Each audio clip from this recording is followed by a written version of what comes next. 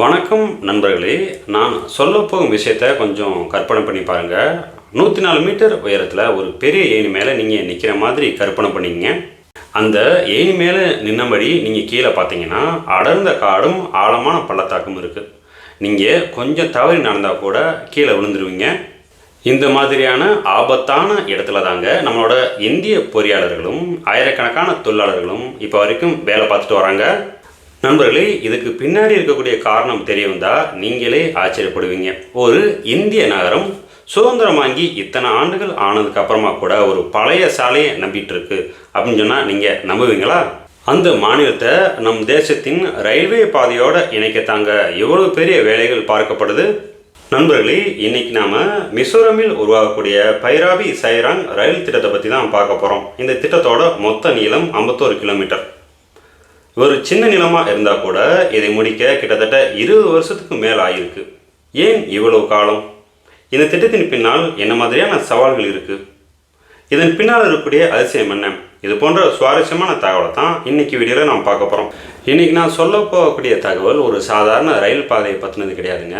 ஒரு போராட்டம், ஒரு சாதனை, ஒரு தேசத்தின் மன உறுதியின் அடையாளம். கடந்த சில மாதங்களாக ஒரு குறிப்பிட்ட பாலத்தோட புகைப்படங்கள் சமூக ஊடகங்களில் காட்டுத்தீ மாதிரி பரவி வரதை நீங்கள் பார்த்துருப்பீங்க. இந்த புகைப்படத்தை பார்க்கும் மக்கள் என்ன சொல்கிறாங்கன்னு தெரியுமா? இதுதான் இந்திய பொறியியலின் அதிசயம் சொல்லி உண்மையிலே ஆச்சரியப்படுறாங்க. நண்பர்களே, இந்த திட்டத்தின் பின்னால் இருக்கும் உண்மையிலே உங்களை ஆச்சரியப்படுத்தும். இந்த திட்டம் வெறும் 51 கிலோமீட்டர் நீளம் இருக்கக்கூடிய ரயில் பாதை அமைப்பு தாங்க. இப்போ நீங்கள் கேள்வி கேட்கலாம், 51 கிலோமீட்டரா? இது என்ன பெரிய விஷயமா? நண்பர்களே, சமவெளி பகுதியில் இந்த மாதிரியான ஒரு ரயில் பாதையை அமைக்க அதிகபட்சம் 1 வருஷம் இல்லைன்னா 2 வருஷம் தாங்க ஆகும். ஆனால் மிசோரம் மாநிலத்தில் இந்த 51 கிலோமீட்டர் ரயில் பாதையை அமைக்க கிட்டத்தட்ட 20 வருஷத்துக்கு மேல் ஆகிருக்கு. ஆமாங்க, நீங்கள் கேட்டது சரிதான், 20 ஆண்டுகள். அதுவும் இதற்காக ஆன செலவு எவ்வளோ தெரியுமா? சுமார் 8000 கோடி ரூபாய். இப்போ உங்களுக்கு புரிஞ்சிருக்கும் ஏன் இந்த திட்டம் எவ்வளோ பெருசாக பேசப்படுதுன்னு. உண்மையை சொல்லணும்னா இந்தியா முழுவதும் இருக்கக்கூடிய ரயில்வே திட்டங்களில் மிகவும் சவாலான பாதைன்னு இந்த திட்டத்திற்கு தனி பெயர் கிடைச்சிருக்கு. இப்போ நம்ம பார்க்க போகும் திட்டம் ஒரு சாதாரண ரயில் பாதை திட்டம் கிடையாதுங்க. ஒரு முழு மாநிலத்தின் பரவியை மாற்றப்போகும் திட்டம். நண்பர்களே, என்னதான் இந்த திட்டம் மிகவும் முக்கியத்துவம் வாய்ந்ததாக பார்க்கப்பட்டாலும் கூட ஒரு சிலர் இந்த திட்டத்திற்கு எதிர்ப்புகளும் தெரிவித்து வராங்க. மலைகளின் அரசி என்று அழைக்கப்படும் மிசோரம் மாநிலம் 1987ஆம் ஆண்டில் தாங்க இந்தியாவோட 23வது மாநிலமாக உருவானது. அதற்கு முன்னாடியும் அதற்கு அப்புறம் கூட இந்த பகுதி ஒரு பிரச்சனைக்குரிய பகுதியாக தான் இருந்து வந்தது. அதுதாங்க தனிமை. நண்பர்களே, மிசோரம் மாநிலத்தின் தலைநகரம் ஐஸ்வால். இந்த நகரமானது கரடுமுரடான பகுதிகளில் மலை குன்றின் மேல் அமைந்திருக்கு. பல வருடங்களாக இந்த மாநிலத்துக்கு செல்ல ஒரே ஒரு பாதை மட்டும்தான் முக்கியமானதாக பார்க்கப்பட்டது. அதுதாங்க தேசிய நெடுஞ்சாலை 54. ரயில் பாதையை பற்றி நம்ம சொல்லவே தேவையில்லைங்க. 1.5 கிலோமீட்டர் நீளமுள்ள ஒரு சிறிய ரயில் பாதை மட்டுமே பைராபி அப்படிங்கிற இடத்துல அமைஞ்சிருக்கு. மிசோரம் மாநிலத்தில் வாழக்கூடிய மக்களின் வாழ்க்கை முறையே லாரி போக்குவரத்தை தான் சார்ந்திருந்தது. நண்பர்களே, இங்கே இருக்கக்கூடிய கடைகளில் வியாபாரம் செய்யும் வியாபாரிகள் தங்கள் கடைகளுக்கு தேவையான சிமெண்ட், அரிசி, மருந்து இப்படி எதுவாக இருந்தால் கூட அஸ்ஸாமில் இருக்கக்கூடிய சில்சார் நகரத்திலிருந்து லாரியில் தான் வந்து சேரணும். இந்த பகுதியில் நிலச்சரிவு வந்தால் அவ்வளவுதாங்க. பொருட்கள் கிடைக்கவே வார கணக்கில் நம்ம காத்திருக்கணும். இதன் காரணமாக பொருட்களின் விலையும் கணிசமாக ஏறிடும். இது மாதிரியான காரணங்களால் தாங்க மிசோரம் இன்னும் பின்தங்கிய நிலையில் இருக்குது. இப்போ உங்களுக்குள்ள ஒரு கேள்வி எழலாம், எவ்வளோ முக்கியத்துவம் வாய்ந்த பாதையை ஏன் அரசாங்கம் எவ்வளோ நாட்களாக சரி செய்யாமல் இருந்தது? நண்பர்களே, 90களின் பிற்பகுதியில் இங்கு ஆய்வுகள் நடத்தப்பட்டது. இந்த ஆய்வின் முடிவு என்ன தெரியுமா? இதை கேட்டால் உண்மையிலே நீங்கள் ஆச்சரியப்படுவீங்க. இந்த பகுதி முழுவதும் நிலநடுக்கம் அதிகமாக ஏற்படும் அபாயம் இருக்கும் மண்டலத்திற்குள் வருகிறது. அதனால தான் இது ஆபத்தான நிலப்பரப்பு அப்படின்னு சொல்லி அழைக்கப்படுது. இப்பகுதியில் இருக்கக்கூடிய மலைகள் உண்மையிலேயே உறுதித்தன்மையோடு கிடையாது. இந்த பகுதியில் எந்த விதமான கட்டுமான வேலை செய்வது உண்மையிலேயே ஆபத்து தாங்க. இதன் காரணமாக தான் இந்த 51 கிலோமீட்டர் பாதை அமைக்க 20 ஆண்டுகளுக்கு மேலாயிருச்சு.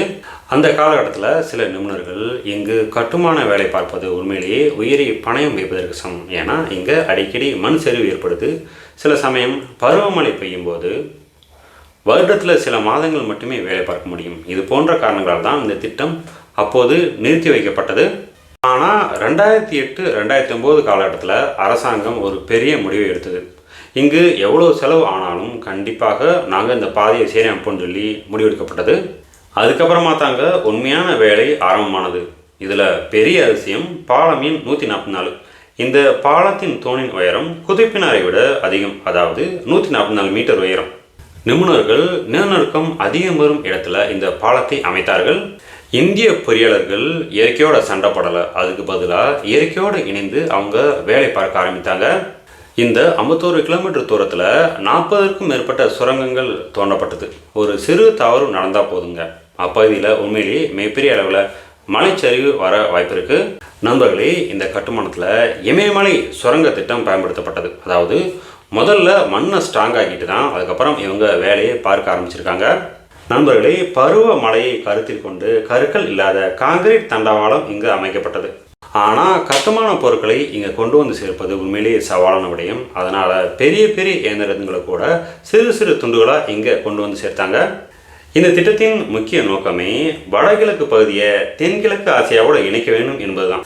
நண்பர்களே, இந்த புதிய ரயில் பாதை ஐஸ்வாலை அஸ்ஸாமின் சில்சார் நகரத்தோடும் நாட்டின் பல்வேறு பகுதியிலும் இணைக்கும். மிசோரத்தை நாட்டின் ரயில்வே வரைபடத்தில் முழுமையாக ஒருங்கிணைக்கும். இந்த பாதையில் 12.8 கிலோமீட்டர் நீளம் இருக்கக்கூடிய 48 சுரங்க பாதைகள், 54 பெரிய பாலங்கள் மற்றும் 87 சிறிய பாலங்கள் கட்டப்பட்டிருப்பதா கட்டுமான பொறியாளர்கள் சொல்கிறாங்க.